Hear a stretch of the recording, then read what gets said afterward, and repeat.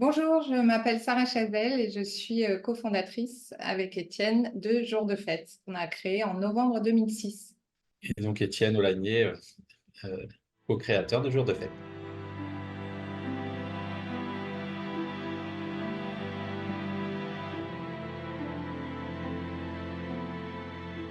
Oui, bah, en fait, on s'est connus il y a un petit moment maintenant, en 2000, je crois, dans une autre société que j'avais développée avec pas mal d'associés et que Sarah a rejointe, qui s'appelait Novociné, et qui était une des sociétés qui a lancé le cinéma numérique en Europe, en quelque sorte, en équipant les premières salles de cinéma en numérique, il y a bien longtemps, bien avant que... 10 ans avant que le numérique ne soit déployé dans toute la France, en fait. Voilà. Et dans cette société, à la fin de cette société, on a pendant quelques temps décidé de sortir, comme c'était dur à l'époque de sortir des films en numérique, il y avait peu de salles équipées. On a décidé paradoxalement d'en sortir en 35 mm, et donc on a commencé la distribution comme ça, un peu à la main, et puis on a finalement décidé de créer notre propre structure tous les deux, donc Jour de Fête en 2006, fin 2006.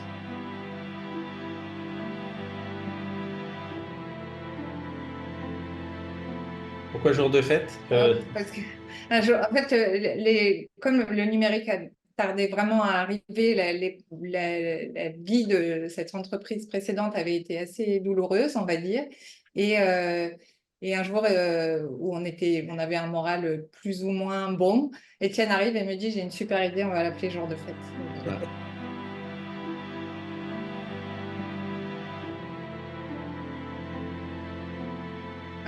Alors, Nos ambitions, alors, elles se sont développées avec le temps parce qu'on a grossi. On a commencé vraiment que tous les deux en sortant 3-4 films par an.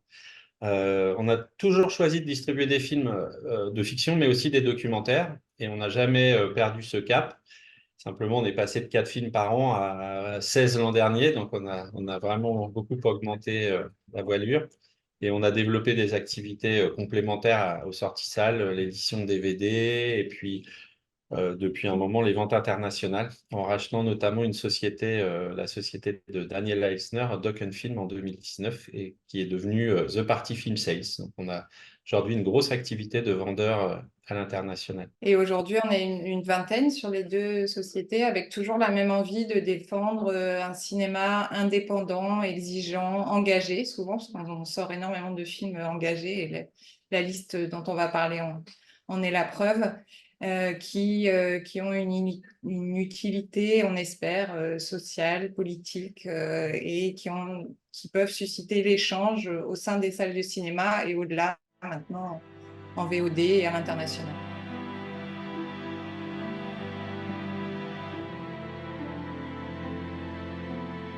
Debout les femmes, c'est un documentaire donc, qui a été co-réalisé et co-écrit par Gilles Perret et François Ruffin, deux réalisateurs avec qui on avait déjà travaillé. Donc, on fait tous les films de Gilles Perret depuis un moment maintenant. Et François, on avait sorti avec lui Merci Patron, qui a été une des expériences les plus fortes qu'on ait vécues chez Jour de Fête, avec cette sortie en 2016.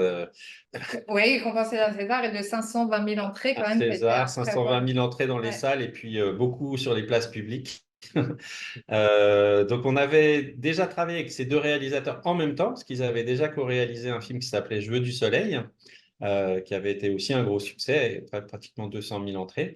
Et Debout les femmes, bah, on trouve que c'est un film vraiment merveilleux qui est à leur image, qui rend hommage à des femmes incroyables partout en France. Tous les métiers invisibles, toutes ces femmes qu'on ne voit pas, qui travaillent à l'Assemblée nationale, qui font de l'aide aux personnes, qui sont là, qui travaillent sans relâche pour des salaires et des rémunérations de misère, souvent très mal considérées. Et c'est vrai que Gilles et François, ensemble, ont l'art de faire des films à la fois très émouvants et qui parlent à un public très large.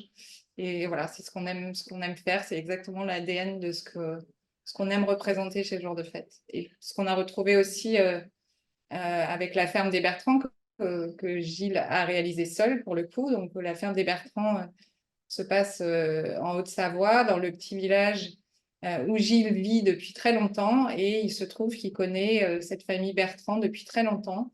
Et il a souhaité faire un film qui se passe en 3 époques. Donc, il y avait eu un premier tournage il y a 50 ans, qui avait été fait par un autre réalisateur. Et il a repris des images de ce film qui raconte la vie dans la ferme, donc qui était à l'époque tenue par 3 frères. Et il les a refilmés. Il a refilmé la famille 25 ans après. Et encore une 3e fois aujourd'hui. Et donc, on voit l'évolution de la ferme, l'évolution des pratiques, des difficultés, des joies, etc. Et c'est un film qui a eu beaucoup de succès aussi et qui a tourné énormément dans plein de salles très diverses.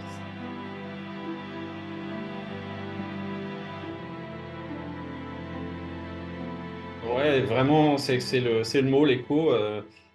C'était incroyable que ces deux moments soient totalement concordants. Je pense que le film a accompagné le mouvement au sens où, dans les 1200 salles où il est passé, il y a eu quasiment à chaque fois une soirée débat avec beaucoup d'agriculteurs dont les salles nous disaient qu'ils sont très peu spectateurs normalement de leur film et de leur salle.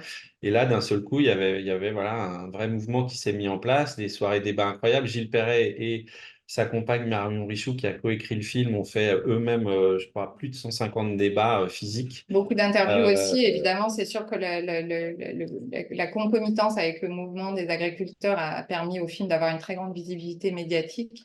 Mais c'est vrai que les deux se sont bien répondus et le film tourne toujours. Gilles a encore fait hier une projection devant 400 enseignants. Donc là, on pense que maintenant, on va entrer dans la deuxième vie du film qui va être une vie plus pour les scolaires. Parce que là, on a déjà pas mal de demandes, aussi bien de lycées agricoles que de collèges ou lycées généralistes, parce que c'est vrai que c'est une représentation de la vie agricole comme on l'a jamais vraiment vu, et c'est un peu au programme de plein de classes. Et le film est très accessible, donc on pense qu'il va encore tourner longtemps.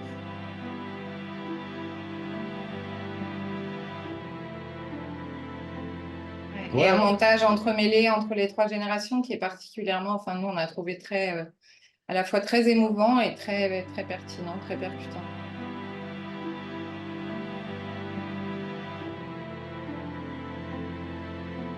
Parce qu'on pense que c'est assez représentatif du travail qu'on aime faire, que c'est des films qui sont très humains, très tournés vers les autres.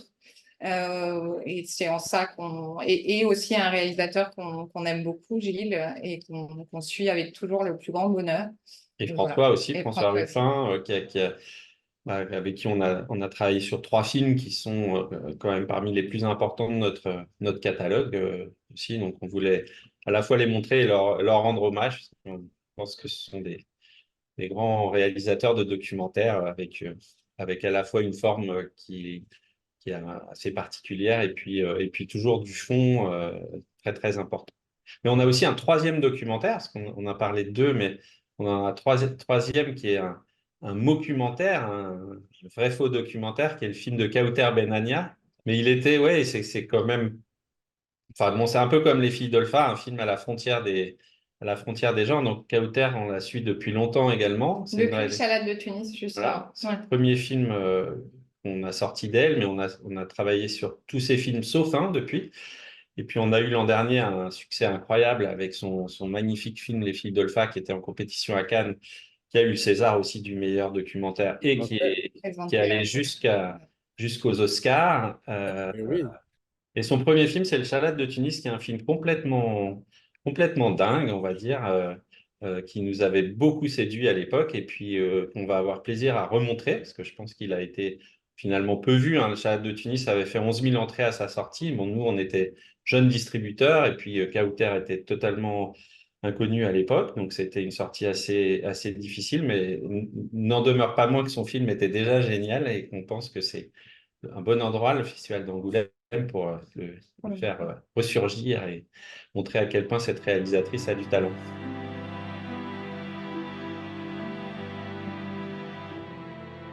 On va montrer un film algérien qui s'appelle La Dernière Reine, d'Amia Ounouri et d'Adila Bendimerad, qui est un film qui nous avait été présenté par son producteur Patrick Sobelman d'Agathe Film.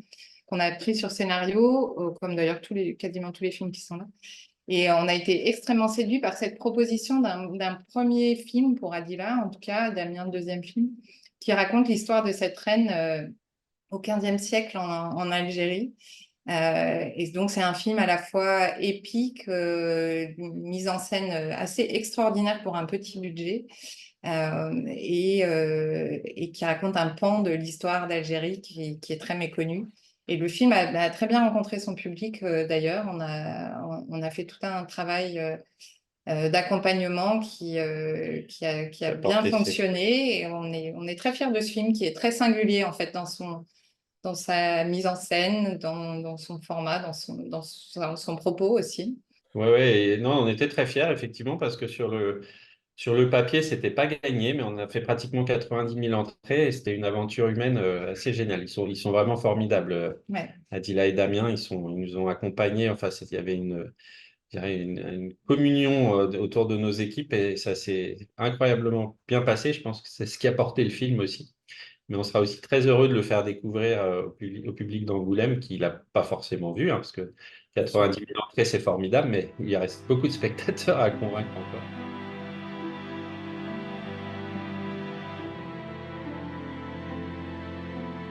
Alors, je pense qu'il est. Donc, Corniche Kennedy, c'était une très belle rencontre avec Dominique Cabrera, qu'on a rencontré par sa productrice, et adaptation évidemment d'un littéraire. On a beaucoup aimé le propos de Corniche Kennedy, qui est en fait qui se passe dans le Marseille d'aujourd'hui, avec des minots en fait qui viennent sauter de cette corniche Kennedy et donc qui vont être rencontrer une jeune fille d'une autre classe sociale, on va dire. Donc l'interaction à la fois de ces deux mondes qui se connaissent pas et tout ça avec en parallèle une intrigue un peu policière, les relations avec les policiers dans le Marseille actuel. On trouvait le film à la fois très bien sur scénario, extrêmement bien réalisé par Dominique, avec des très bons interprètes, des jeunes de Marseille vraiment fous qui étaient absolument pas comédiens au départ, qu'elle a très bien dirigé, mais qui ont été extrêmement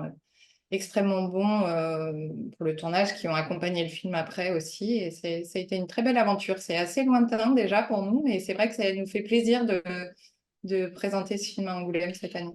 Ouais, puis l'idée pour nous, c'est aussi, on nous rend hommage, ce qui est très gentil, mais on veut surtout rendre hommage aux gens avec qui on a travaillé. Et Dominique Cabrera, c'est aussi quelqu'un qu'on aime vraiment beaucoup humainement, donc on veut lui rendre hommage. Et puis, qui appartient à cette catégorie des réalisatrices qui viennent du documentaire et qui font de la fiction, qui passent de l'un à l'autre. Parce qu'elle a fait des très, très beaux films documentaires également. Et Corniche Kennedy, c'est une fiction, mais avec une approche très documentaire.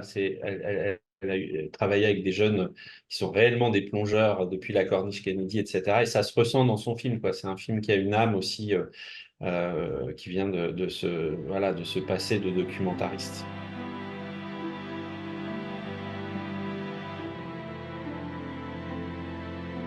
Là aussi, c'était une rencontre extraordinaire avec Sophie Filière, que nous a présenté sa productrice Julie Salvador. Donc on avait lu son scénario avant de la rencontrer. On était nous et toute notre petite équipe qui lit les scénarios avec nous. On était extrêmement séduits par le ton du projet, par ses dialogues, toujours très piquants, par les personnages. L'idée de travailler avec Sophie qu'on a rencontrée après, la rencontre avec elle a été vraiment magique. On était hyper heureux, très honorés en fait de travailler avec elle, avec Agnès Jaoui, avec qui on a eu la chance de travailler sur un autre film aussi. Et malheureusement, c'est le dernier film de Sophie, donc c'est évidemment à la fois extrêmement douloureux pour tous et très émouvant de présenter le film, donc qui a fait l'ouverture de la quinzaine des réalisateurs cette année, avec le soutien de ses deux enfants, Agathe et Adam Bonitzer, qui sont extraordinaires, qui ont repris, qui ont travaillé, qui ont fait le montage du film avec le monteur de Sophie, avec l'aide de Julie, la productrice, et qui sont parvenus à faire un film extrêmement touchant. Voilà, qu'on sortira pas très longtemps après Angoulême, puisqu'on sort le 18 septembre, donc c'est vrai que c'est une Ouais. grande joie de pouvoir le présenter dans le cadre de cet hommage à Jean de Foucault.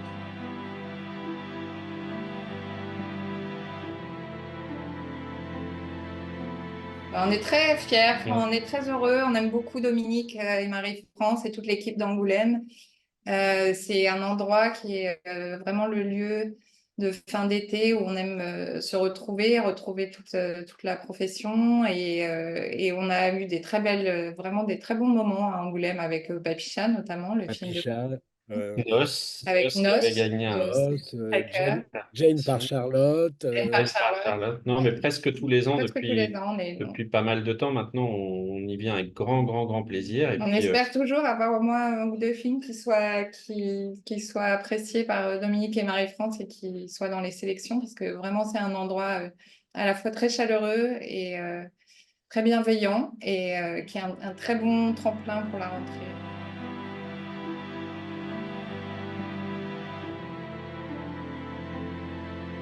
en fait, on se n'a pas les complète mêmes parcours déjà. On a un Ouais. parcours, moi j'avais un parcours avant, j'ai travaillé pour Universal et Polygram et avant en audit financier, donc j'ai un parcours plus de gestionnaire au départ, on va dire. Étienne plus Ingénieur des ponts, cinéma. perdu dans le monde du cinéma. Non, mais on se complète parce que, en fait, c'est assez marrant. Quand on a commencé à travailler ensemble, on s'est jamais dit ce qu'on allait faire l'un ou l'autre. On s'est jamais réparti les tâches et en fait, ça s'est toujours fait de manière ultra naturelle.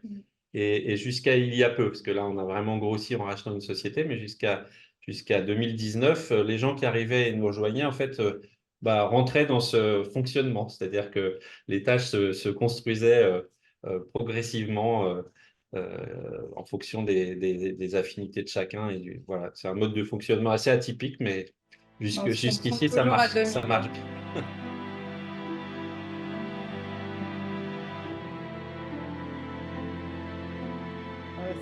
C'est très important en fait. D'ailleurs, on n'a pas cité les films de Denis Arcand qu'on a présenté aussi. Bien sûr, Notre la donc, chute de l'Empire les américain, Québécois, la notamment. chute de l'Empire américain. On est très attaché en fait à la francophonie, à l'idée que les films francophones puissent vivre en France, bien sûr, et voyager à travers le monde. C'est ce qu'on essaie de s'employer à faire avec notre société de vente internationale. Et donc, voilà, donc l'idée d'avoir un festival dédié à la francophonie nous plaît beaucoup. Et puis, c'est chouette, la francophonie, parce que c'est vaste, justement. Euh, c'est à la fois les films français, mais aussi justement les films d'Afrique du Nord, et on en a sorti beaucoup, les films du Québec. Voilà, et ce partage-là, ce temps d'échange, il est aussi très important pour nous.